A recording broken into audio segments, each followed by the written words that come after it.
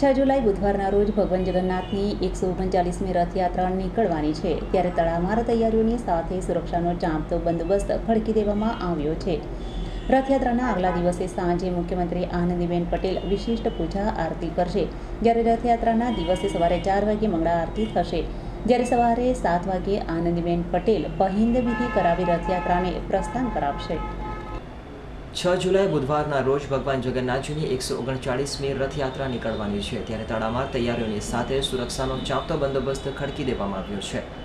રથયાત્રાના આગલા દિવસે સાંજે મુખ્યમંત્રી આનંદીબેન પટેલ વિશિષ્ટ પૂજા આરતી કરશે, જ્યારે રથયાત્રાના દિવસે સવારે 4 વાગે મંગળ આરતી થશે, જ્યારે સવારે 7 વાગે આનંદીબેન પટેલ વિધિ કરાવીને રથયાત્રાને પ્રસ્થાન કરાવશે।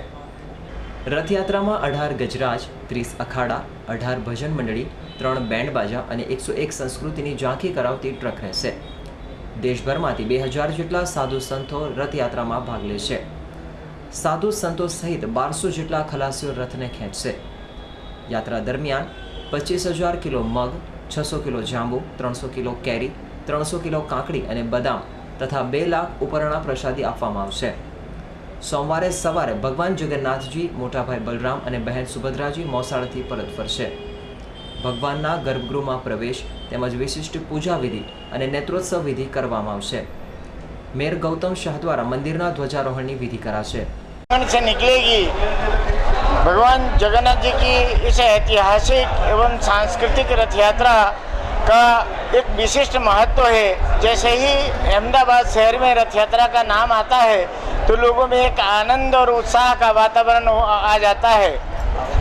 भगवान जगन्नाथ जी की इस रथ यात्रा में सबसे पहले जो मंदिर की परंपरा, इस रथ यात्रा की परंपरा है, उसमें 18 गजराज भाग लेंगे। गजराजों के पीछे 101 ट्रकों ऊपर भारतीय संस्कृति की झांकियाँ होंगी। उसके बाद 30 अखाड़ों में अलग अलग प्रकार के विविध प्रकार के अंग कसरत करते हुए अखाड़े के लोग सम्मिलित होंगे।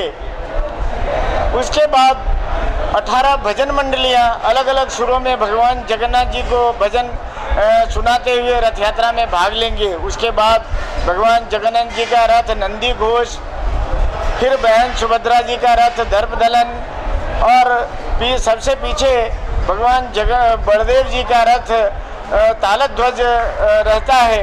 मंदिर की प्रणालिका के हिसाब मुजब सबसे रथ यात्रा के पीछे के भाग में इस संस्था के गादीपति महंत श्री अपने संत समुदाय के साथ रथ यात्रा में सम्मिलित होते हैं। इस रथ यात्रा की विशेषता ये रहती है कि भगवान पूरे वर्ष में एक बार मंदिर से निकल कर के जनता जनार्दन के बीच में जाते हैं। जो लोग वर्ष में मंदिर नहीं आ सकते हैं, वृद्ध हैं, बालक हैं, उनको दर्शन देने के लिए दरवाजे तक पहुंचते हैं।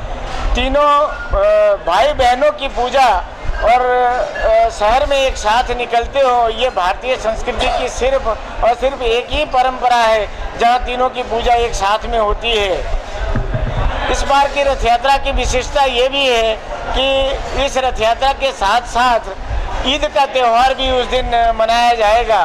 कहा जाता है कि जो उत्सव है वो हमारे जीवन में एक विशिष्ट प्रकार का ऊर्जा प्रदान करता है, और इस बार तो दोनों त्यौहार हमारे एक ही दिन आ रहे हैं, तो अति विशिष्ट ऊर्जा लोगों को आनंदित करेगा। और सब एक साथ मिलकर के भाईचारा, सद्भावपूर्ण वातावरण में, प्रेम के साथ में हम लोग दोनों त्यौहार मनाएंगे।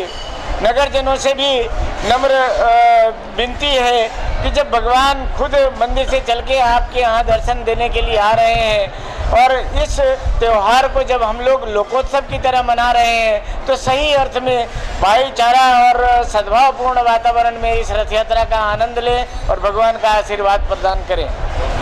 Sanjeev Rajput, S9 news, Ahmedabad.